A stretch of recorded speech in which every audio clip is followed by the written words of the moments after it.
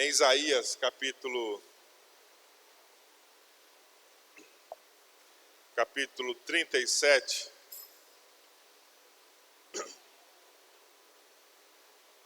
Isaías 37, versículo 14. Amém. Isaías 37, versículo 14. Vamos ler? Recebendo, pois, Ezequias as cartas das mãos dos mensageiros e lendo-as, subiu à casa do Senhor, e Ezequias as estendeu perante o Senhor. E orou Ezequias ao Senhor, dizendo: O Senhor dos exércitos, Deus de Israel, tu que estás sentado sobre os querubins, só tu és o Deus de todos os reinos da terra, tu fizestes o céu e a terra. Inclina ao Senhor o teu ouvido e ouve. Abre, Senhor, os teus olhos e vê, e ouve todas as palavras de Senaqueribe, os quais ele mandou para afrontar o Deus vivo. Amém? Amém. Nós vamos orar. Amém. Então vamos reler novamente. Recebendo, pois, Ezequias as cartas das mãos dos mensageiros, e lendo-as, subiu à casa do Senhor, e Ezequias as estendeu perante o Senhor.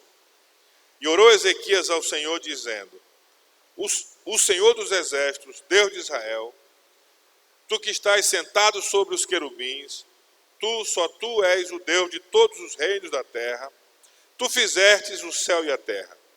Inclina ao Senhor o teu ouvido e ouve, abre, Senhor, os teus olhos e vê, e ouve todas as palavras de Senaqueribe, os quais ele mandou para afrontar o Deus vivo. Amém. Pai Celestial, em nome de Jesus, Senhor, abençoa cada um aqui com a tua palavra. Meu Deus, fala aos corações e faz a fé ser gerada, faz a fé no Senhor, no seu poder, no seu propósito, a confiança no Senhor ser restaurada, ser confirmada, ser, meu Deus, fortalecida nessa noite, em nome do Senhor Jesus. Amém. Amém? Você pode se assentar. Obrigado. Irmãos, eu quero compartilhar com vocês o que orar em tempos de crises da fé. O que orar quando passarmos por algum tipo de crise em nossa fé? Muitas vezes nós enfrentamos problemas em nossas vidas, dificuldades, afrontas, muitas coisas se levantam contra nós em nossa vida. E nesses momentos,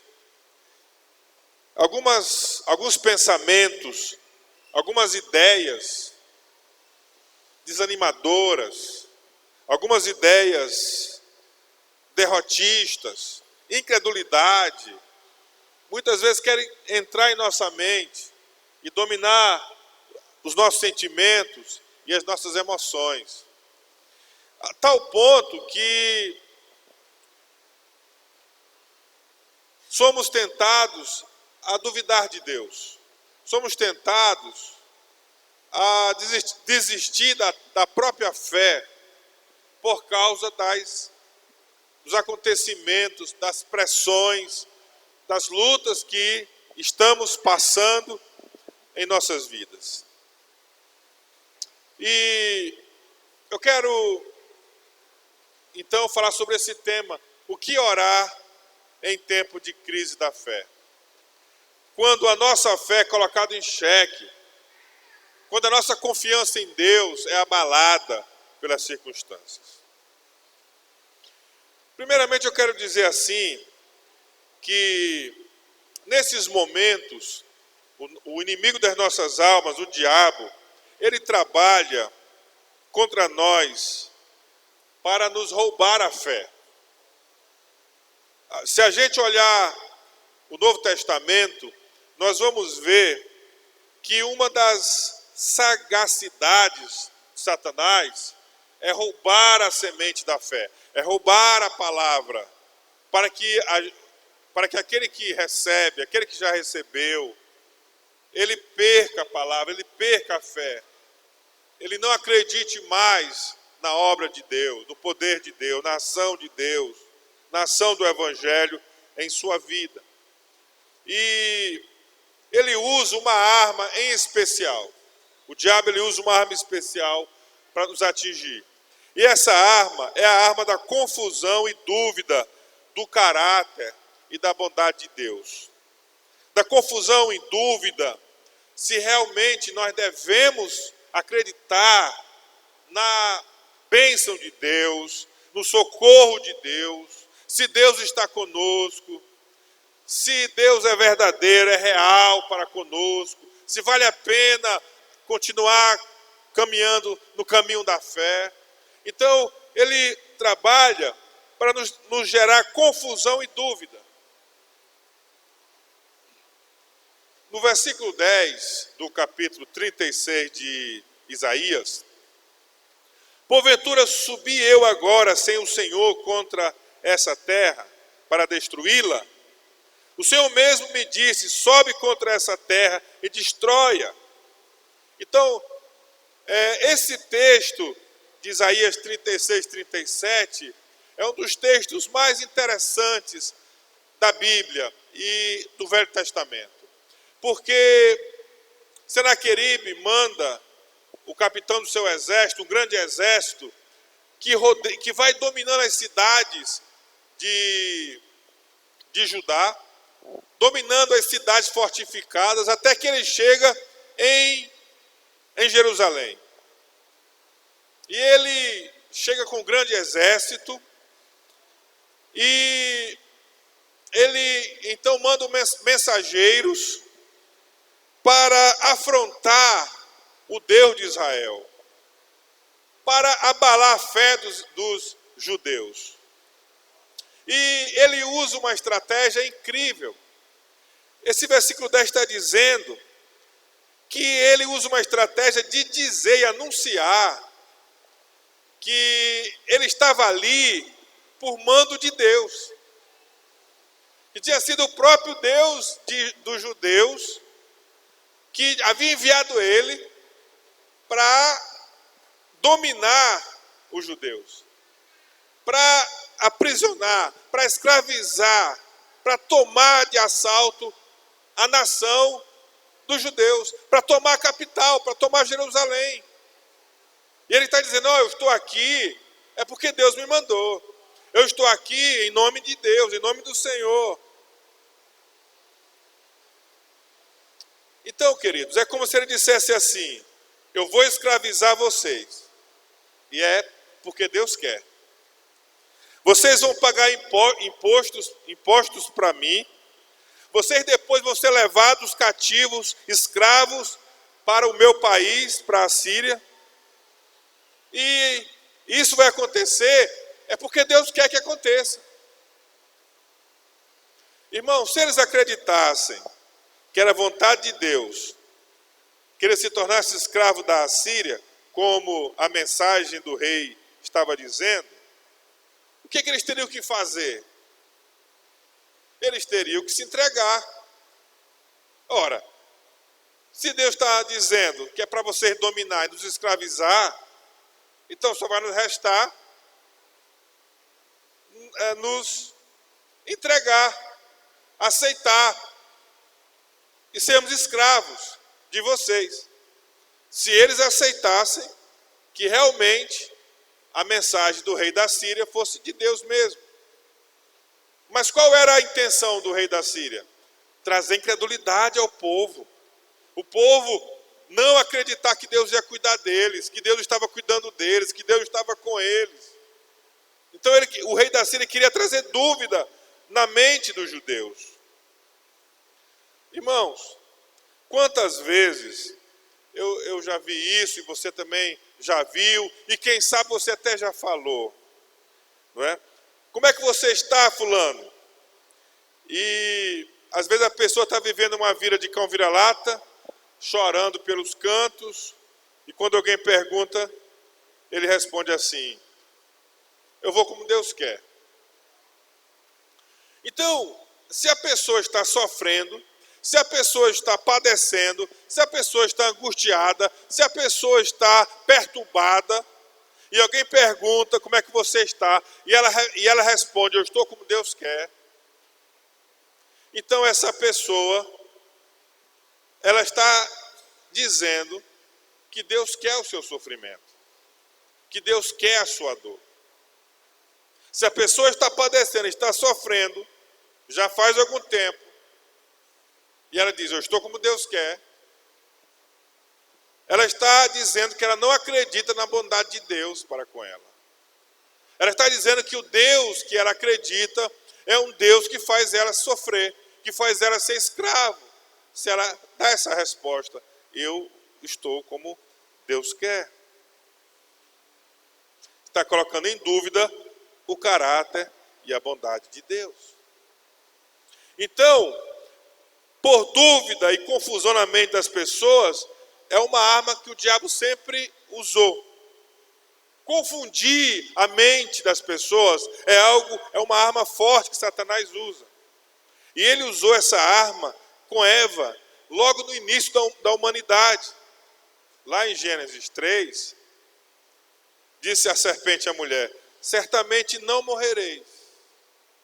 Deus disse que se você comer da árvore do bem e do mal, você morrerá. Não, certamente não morrereis. Porque Deus sabe que no dia que comerdes desse fruto, vossos olhos se abrirão e sereis como Deus, conhecendo o bem e o mal. Então o que o diabo fez? Fez Eva duvidar da bondade de Deus. Fez Eva duvidar do cuidado de Deus para com ela, da verdade de Deus, que Deus havia falado a ela. Deus disse: se comeres, morrereis. O que o diabo disse? Não, vocês vão comer e vocês não vão morrer. Pelo contrário, vocês serão como Deus, conhecerão o bem e o mal. Então essa foi a tentação aos ouvidos de Eva. Então Eva duvidou, Eva se confundiu com as palavras de Deus, ela desacreditou das palavras de Deus, duvidou, e ela acreditou, ela ficou confusa, e ela acreditou nas palavras do diabo. Ela seguiu a voz do diabo, e ela fez o que o diabo havia falado, porque ela olhou para aquela árvore, aquele fruto, e pareceu ser bom, pareceu ser gostoso, bonito, e aquilo atraiu e fez com que ela desobedecesse a Deus. Agora veja, irmãos, logo que Eva desobedeceu, aparentemente, parece que não houve nada. Ela não morreu imediatamente. Pelo menos ela não morreu fisicamente. Mas logo em seguida, eles perceberam a fatalidade, o mal que eles tinham feito, a desobediência. Porque eles sentiram vergonha, eles se esconderam de Deus. E não somente isso, mas a desobediência de Eva junto com Adão trouxe maldição sobre a vida deles e sobre as gerações futuras da humanidade que nasceria, chegando essas maldições até os dias de hoje, até a minha vida e a sua vida, a vida da humanidade, por causa de uma confusão, por causa de uma dúvida, por causa de uma desobediência dos nossos primeiros pais à palavra e à vontade de Deus. E é interessante, queridos, que o apóstolo São João, na sua primeira carta, no capítulo 5, ele diz que o mundo jaz no maligno. O mundo está no domínio de Satanás.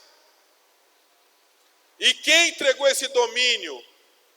Adão e Eva, quando desobedeceram a Deus lá no Éden. Então, se o diabo nos confundir e nos levar a duvidar de Deus, do seu caráter e bondade, fazendo-nos seguir o caminho mais curto e largo do imediatismo, ele assim vai conseguir impedir, roubar a nossa fé em Deus. Porque em vez de nós seguirmos a palavra de Deus para a nossa vida, nós vamos seguir aquilo que parece mais fácil, aquilo que parece mais óbvio, e isso vai nos roubar a confiança em Deus, isso vai nos roubar a nossa fé em Deus. E esse é o propósito de Satanás.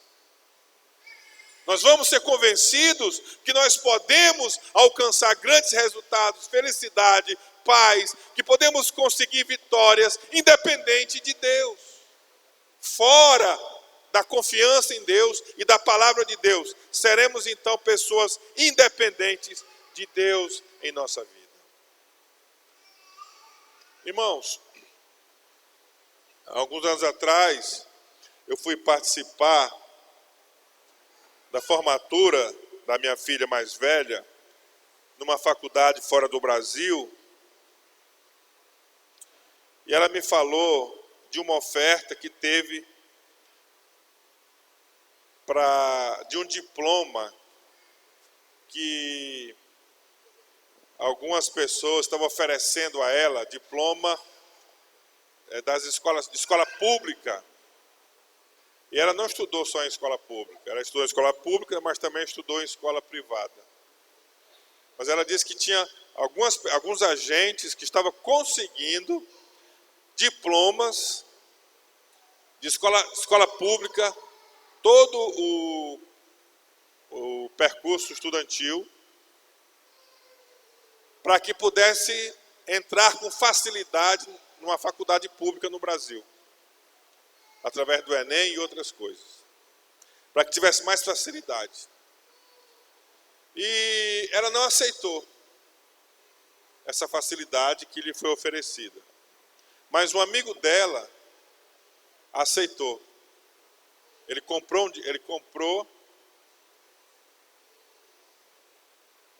o histórico estudantil, declarando que ele tinha estudado toda a sua trajetória numa escola pública. E é interessante que um dia eu estava no hospital aqui na cidade e eu vi esse amigo dela sendo médico, 2 anos antes dela se formar, ou 1 ano antes, um tempo antes dela se formar. E ele alçou essa condição facilitado por uma mentira, por um diploma, por um diploma falsificado. Então, queridos, muitas vezes Satanás, ele nos tenta a um caminho mais curto, a um caminho mais fácil, a uma proposta aparentemente óbvia para a gente alcançar um objetivo. Mas isso vai nos roubar o temor de Deus, a confiança em Deus, a fé em Deus, de uma maneira assim extraordinária. Porque nós vamos estar seguindo a sua proposta, a proposta de Satanás. Quem está entendendo, diga amém. Quem está entendendo, diga amém. Olha aqui para mim, por favor. Então, qual é o germe da confusão e da dúvida? Então, olha aqui para mim. Como você planeja, quer começar, por exemplo, o seu negócio? Como é que você planeja, quer começar um namoro? Como é que você planeja e pretende começar o seu casamento? Como é que você planeja, quer começar o seu ministério? Como você quer prosperar financeiramente? Como é que você quer ser alguém que consiga ter suas posses? Material.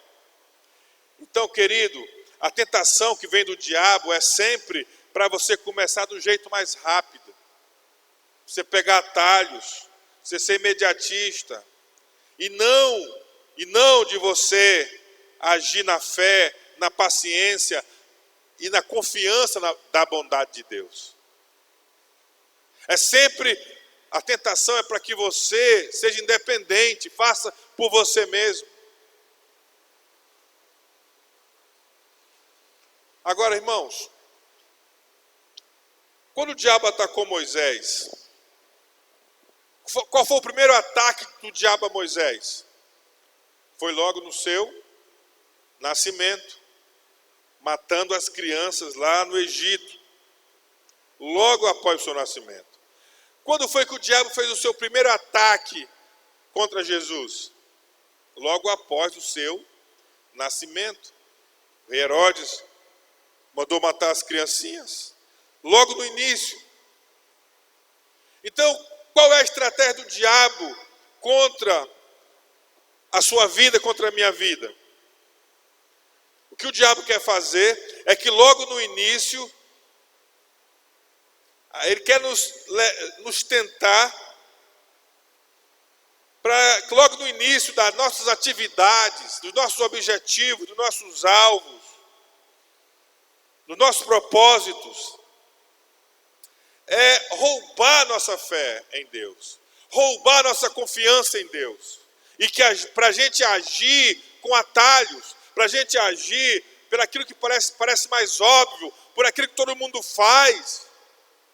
Então, quando o diabo consegue seduzir o cristão nesse caminho, nessa direção, esse cristão perdeu a sua fé. Esse cristão perdeu a sua confiança em Deus, está confiando nos seus próprios métodos, está confiando na sua própria maneira de agir, está sendo conduzido pelo engano de Satanás, pelo engano do diabo. Então, se o diabo conseguir impedir que você caminhe na fé, logo no início do que você sonha, do que você planeja, do que você quer fazer na sua vida, então ele vai impedir que estragos sejam feitos no seu reino. Ele vai impedir que a obra de Deus, o testemunho de Deus, aconteça na sua vida de tal maneira que você experimente a graça de Deus, que você experimente o cuidado de Deus e que ao mesmo tempo muitas pessoas venham ser impactadas pela sua fé, pela sua confiança em Deus. Então o diabo, ele quer atrapalhar o início. Ele quer te desviar do propósito logo no começo. Como ele agiu contra Jesus, como ele agiu contra Moisés. Mas em todos os momentos da nossa vida, o diabo vai vir com a tentação para nos roubar a fé e a confiança em Deus. Todas as vezes que nós entramos em crise, nós somos tentados. Todas as vezes que nós passamos por alguma luta inesperada, vem o pensamento de fazer alguma coisa, ignorando a palavra de Deus, a vontade de Deus. Buscarmos o meio mais fácil, o caminho mais curto. Mas nesses momentos, queridos, o que é que nos manterá firme em nossa fé em Deus? Eu não estou falando de manter você na igreja. Não estou falando de manter você na religião. Eu estou falando de manter você firme com Deus. Com uma fé pujante, com uma comunhão poderosa com Deus. Numa vida abundante com Deus. Numa fé crescente com Deus. O que é que fará você permanecer em firme?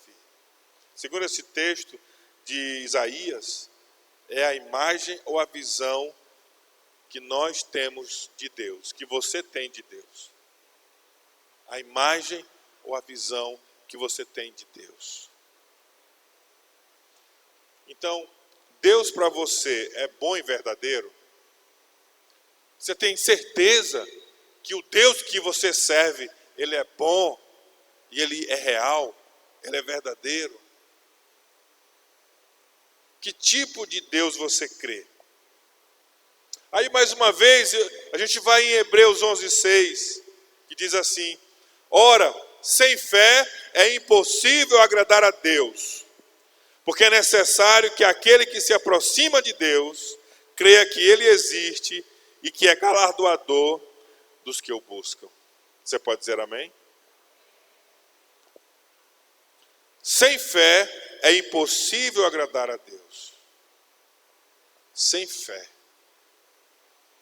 Como é que eu vejo Deus? Qual é a minha imagem de Deus? Aquele que se aproxima de Deus, creia que Ele existe. Deus é real para você. Deus é verdadeiro para você. E que Ele é galardoador, abençoador, doador dos que o buscam. Que a nossa oração, nesse Deus que nós cremos, ela não vai ficar estéril. Ela não vai ficar sem ser ouvida. Mas Deus, o nosso Deus, Ele existe e Ele galardoa, Ele responde ao nosso pedido, ao nosso clamor, à nossa oração, independente da circunstância que estivermos passando em nossa vida. Você pode dizer glória a Deus? Então, o primeiro passo da fé que devemos manter é crer que Deus existe. É crer que Deus é real. Deus criou todas as coisas. Deus criou os céus e a terra. E o segundo passo é acreditar em seu caráter de bondade. Deus é bom. Deus, Ele tem me abençoado e Deus vai me abençoar ainda mais. Porque o Deus que eu creio é um Deus de bondade. O Deus que você crê é um Deus de bondade. Deus tem bênção para a minha vida. Deus tem bênção para a sua vida. Deus tem bênção para todos aqueles que creem nele, se aproximam dele e pedem a ele. Você pode dizer amém? Então, queridos, para vivermos a fé em Deus de modo vitorioso, temos que pensar 3 coisas sobre Deus o tempo todo. Segundo esse texto de Isaías 37. Primeiro, precisamos pensar que Deus está acima de tudo e de todos. Segundo, precisamos pensar tudo está debaixo do seu controle ou da sua permissão. Tudo o que acontece, Deus está no controle, está acontecendo porque Deus tem permitido que aconteça. E terceiro, se eu buscar o Senhor, Ele vai me ouvir e vai me responder. Você pode dizer amém? Então, Ele está acima de tudo e de todos. Ezequiel 37, versículo 16. A oração de Ezequias. Ó Senhor dos exércitos, Deus de Israel, Tu que estás sentado sobre os querubins, só Tu és Deus de todos os reinos da terra. Tu fizeste o céu e a terra. Ele estava diante dessa grande batalha. Um povo cercado pelo inimigo. O inimigo que vinha destruindo todas as nações ao redor. Agora chegava até diante deles. E com afrontas, querendo trazer dúvidas, querendo trazer incredulidade, chega o ponto então que Ezequias faz essa oração. Tu estás sentado sobre os querubins. Só tu és o Deus de todos os reinos da terra. Tu fizeste os céus e a terra.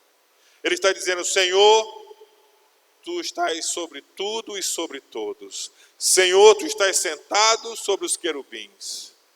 Senhor, Tu tens todo o poder, Tu és maior, Tu és poderoso, ninguém é maior do que Tu. Então, Ezequias, ele fez essa oração. Queridos,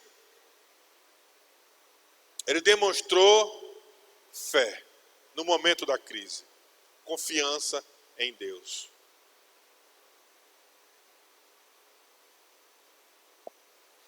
Você como crente em Deus, o seu evangelho, você deve gastar tempo na sua vida para você meditar no caráter de Deus. Você deve gastar tempo na sua vida para você estudar sobre o caráter de Deus.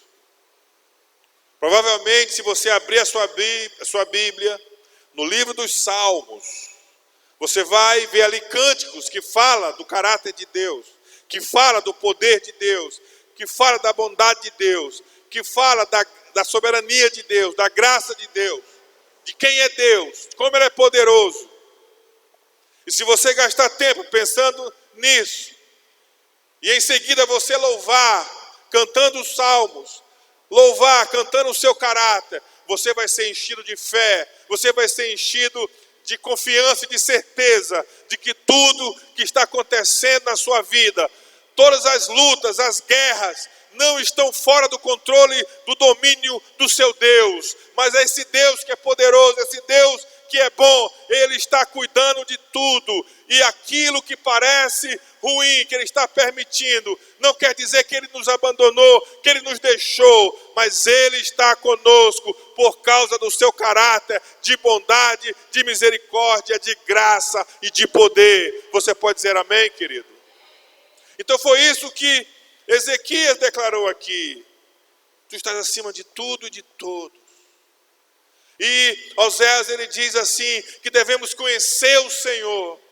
Conhecer o Senhor é conhecer o seu caráter. E devemos prosseguir em conhecer o Senhor em cada etapa da sua vida, em cada momento da sua vida, em cada luta que você passar. Se aproxime de Deus, medite no seu caráter, conheça Ele, porque assim você vai ter a fé para suportar as tempestades, para suportar todas as coisas ruins que se levantarem contra você, e você permanecer firme, porque você sabe que o seu Deus é bom e a sua misericórdia dura para sempre. Diga glória a Deus. Segunda coisa, para você permanecer firme na fé, segundo Isaías 37. Tudo Deus planejou, ou no mínimo estão sob sua permissão. Nada está fora do seu controle ou domínio. Isso aqui diz Isaías 37, 26. Nada. Aquele rei, ele afrontou Ezequias, o rei de Judá. E ele era chamado sumo rei, o rei sobre todos os reis. A Síria vinha dominando todas as nações que encontrava pelo caminho, e eles se achavam fortes, grandes, poderosos. E eles pensavam: vamos pisar em Judá, vamos pisar em Jerusalém. Nenhum dos deuses das nações resistiram nossa força. Todos os reinos foram dominados por onde passamos. E eles achavam, pelo tamanho, pelo poder, que tudo estava controlado nas mãos deles. Mas Ezequias, naquela crise, ele entendeu que Deus planejou, ou Deus permitiu. Mas tudo estava debaixo do poder de Deus. Tudo estava debaixo do conhecimento de Deus, do governo e da autoridade de Deus. Você pode dizer aleluia? A Bíblia diz em Apocalipse capítulo 5, queridos, que na visão de João, ele viu um livro e foi procurado quem poderia abrir esse livro. Apocalipse 5 fala sobre isso. Quem poderá abrir o livro? Quem vai abrir o livro? Quem tem o poder de abrir o livro? E a palavra de Deus diz que ninguém no céu, debaixo, ninguém acima da terra, ninguém em lugar nenhum tinha condição de abrir o livro. E nenhuma pessoa tinha condição de abrir o livro. Nenhum rei, nenhuma autoridade, nenhum governo, nenhum poder, nenhuma potestade, nada na terra, sobre a terra, tinha poder de abrir o livro. E esse é o livro que ia desenrolar a história da humanidade. Esse é o livro que ia ser aberto iam falar das profecias do Apocalipse e das coisas que aconteceram no final da história da humanidade. E ninguém tinha o poder de abrir o livro. Nenhum homem tinha poder de abrir o livro. Nenhum anjo, nenhum demônio, ninguém tinha poder de abrir o livro. E quando João vê isso, que ninguém tinha poder de abrir o livro, ele começa a chorar. Mas aí o anjo diz assim: não chore, João. E aí apareceu o Cordeiro de Deus, apareceu o leão da tribo de Judá, apareceu Jesus, e ele diz: eis o Cordeiro de Deus, o leão de Judá, ele morreu, ressuscitou, e ele pode abrir o livro da história da humanidade. Você pode dizer glória a Deus? Jesus tem nas suas mãos a minha história, a sua história. Tudo está no seu domínio e no seu governo. Não importa as circunstâncias que se levante contra nós, Jesus tem o poder de conduzir a nossa história para que ela termine no final feliz. Diga glória a Deus e dê um aplauso ao nome do Senhor Jesus nessa noite. E eu quero concluir, irmãos, rapidinho, dizendo assim: se Deus está acima de tudo e de todos, como diz Isaías 37, se Ele planejou e tudo funciona segundo a sua permissão, isso significa que eu vou orar, que você vai orar, e Deus vai atender a sua oração. Porque Hebreus 11:6 diz: Ele é galardoador, Ele é abençoador daqueles que creem, se aproxima e que busca a sua presença, e busca o seu favor, e busca a sua vitória, e busca a sua bênção. Diga glória a Deus. Deus, Ele é galardoador. E aí, queridos, eu quero concluir dizendo para você nessa noite: seja qual for a sua luta, vamos crer, vamos ter fé, vamos orar hoje, como Ezequias orou. Quero convidar você a ficar em pé nesse momento.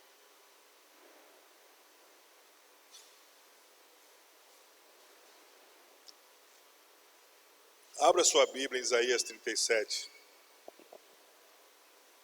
Vamos ler do versículo 15, ler juntos, em voz alta, a oração de Ezequias. Vamos fazer da oração de Ezequias a nossa oração em tempo de batalha, de luta, de tribulação.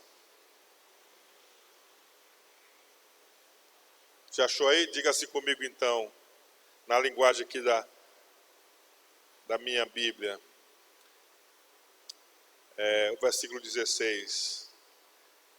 Ó Senhor dos exércitos, todos juntos, Deus de Israel, Tu que estás sentado sobre os querubins, Tu, só Tu, és o Deus de todos, os reinos da terra. Tu fizeste o céu e a terra. Inclina, ó Senhor, o teu ouvido e ouve. Abre, Senhor, os teus olhos e vê e ouve todas as palavras de Senaqueribe, os quais ele mandou para afrontar o Deus vivo. Irmão, você sabe o que aconteceu com Senaqueribe, com seu exército? Quando eles estavam lá para atacar Israel, eles ouviram um rumor que a retaguarda tinha sido atacada por outros reinos. Isso chegou aos ouvidos do capitão. E eles foram embora para defender o seu reino. E a Bíblia diz que o Senhor mandou o anjo do Senhor. Israel, Judá, não batalhou, não guerreou naquela guerra. Mas Deus enviou o anjo do Senhor, que feriu e derrotou os assírios. Israel venceu. Diga glória a Deus. Diga glória a Deus.